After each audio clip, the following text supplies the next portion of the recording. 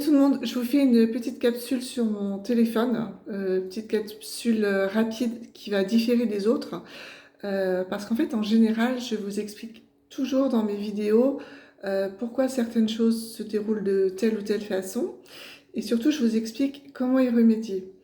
Et là en fait aujourd'hui je vous questionne plutôt sur votre propre fondement d'une relation.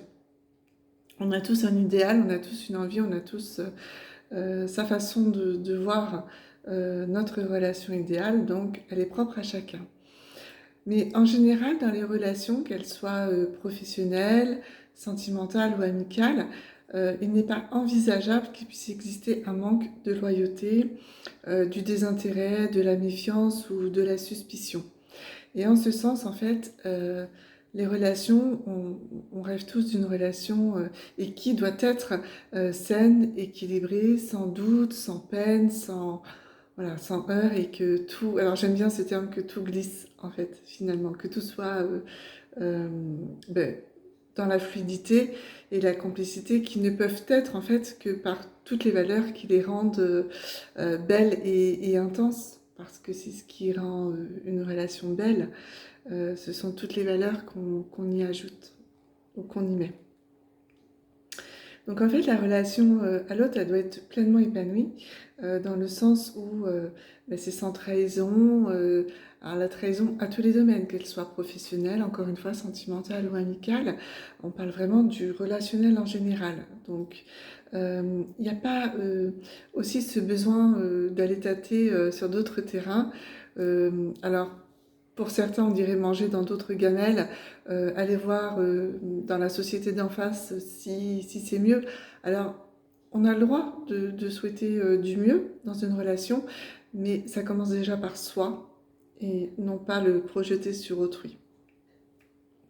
En fait, dans toutes les relations, encore une fois, l'ego et la manipulation psychologique sont pour moi redoutables en fait et ça permet pas une relation saine basée sur la confiance et le respect. À partir du moment où on commence à se questionner, s'interroger, vous savez, avec ce sentiment, enfin cette suspicion, euh, je trouve que c'est détériorant et en fait ça part d'une mauvaise relation. Donc en fait toutes les relations, qu'elles soient débutantes, installées, avancées, elles doivent être dans une totale harmonie, confiance et tout doit être fluide. Et en fait, la seule question qui se pose, c'est demandez-vous si vous souhaitez une relation simple, équilibrée, simple dans le sens, non pas simplette, mais simple dans le sens où vous n'allez pas à vous torturer, vous masturber l'esprit à chaque seconde pour savoir que fait l'autre, où il va, avec qui, quand, pourquoi, comment, ou est-ce que mon patron paye plus l'autre que moi, et pourquoi, et ça, et pourquoi mon copain ou ma copine, ou mon ami, donc, préfère parler à Georgette plutôt qu'à Lucette, et non, ça c'est pas envisageable en fait. Tout doit être dans la loyauté. Vous savez le mot loyal, mais cette loyauté en fait, elle doit commencer envers soi-même. Ne pas se mentir, ne pas se trahir pour ne pas mentir à l'autre. Donc en fait, une relation, elle doit être simple pour qu'elle soit complice. Bien sûr, parce qu'on ne rit qu'avec les gens avec qui on se sent bien, parce qu'on peut rire de soi, on peut rire avec l'autre, on peut rire de tout, tant qu'on est en bonne compagnie. Elle doit être intense et en fait, chacun va savoir donner à l'autre, finalement, sans retenue.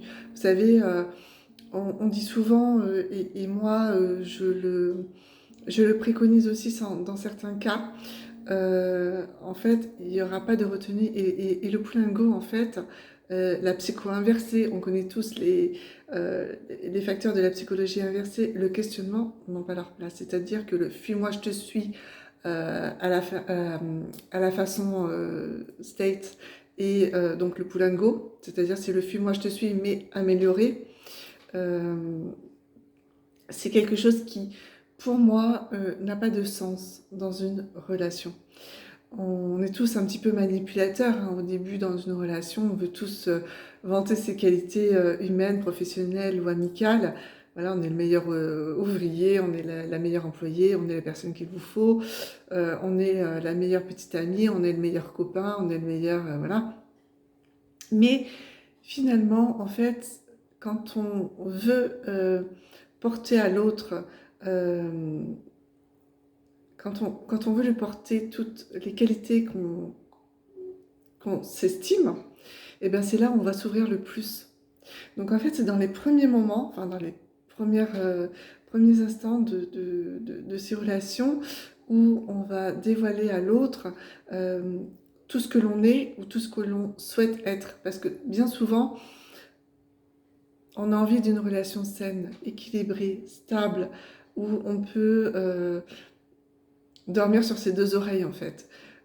Pour autant, on peut dire à l'autre voilà, qu'on est fidèle, loyal, qu'on n'est pas dans le mensonge, la trahison, etc.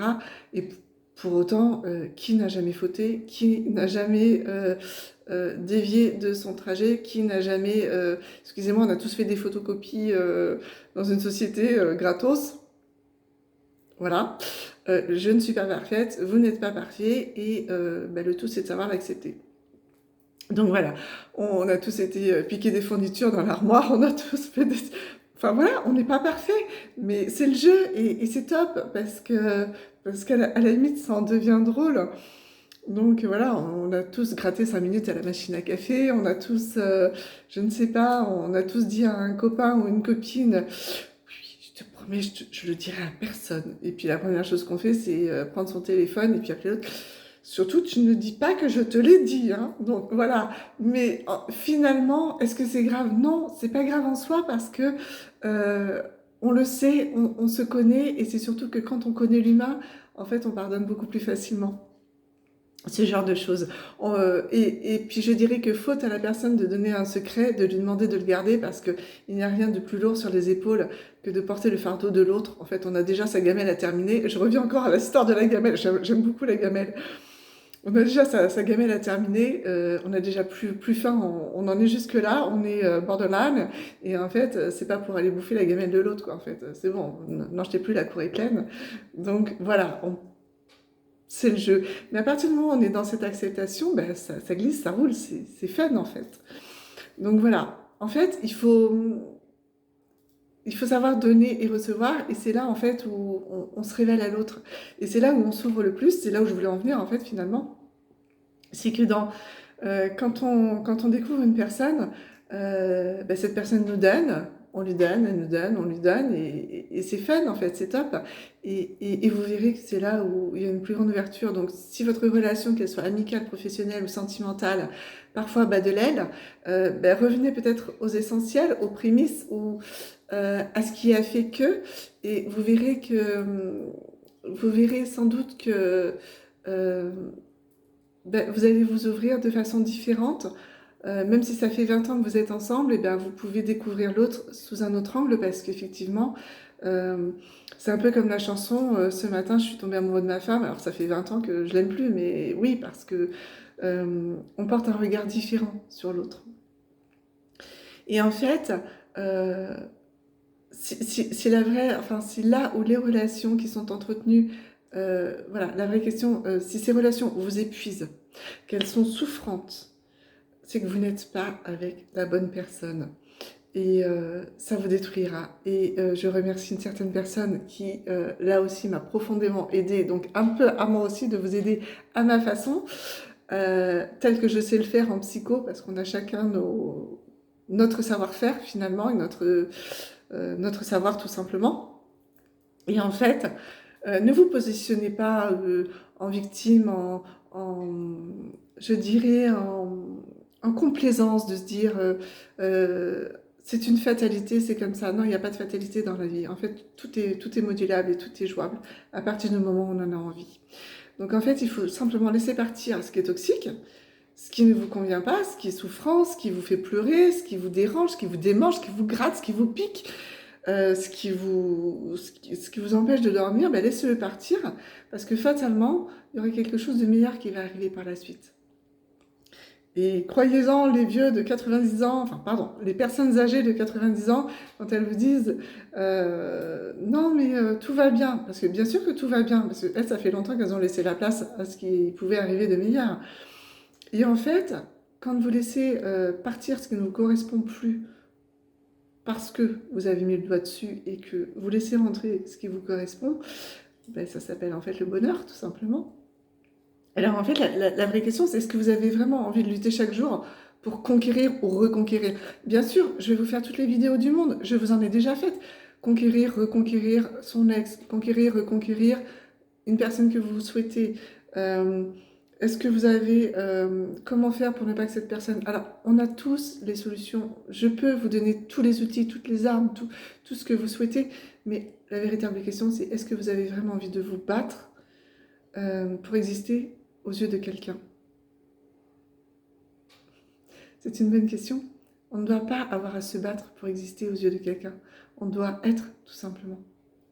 Parce que quelque part, se battre, ça veut dire que cette personne ne vous voit pas comme elle devrait vous voir.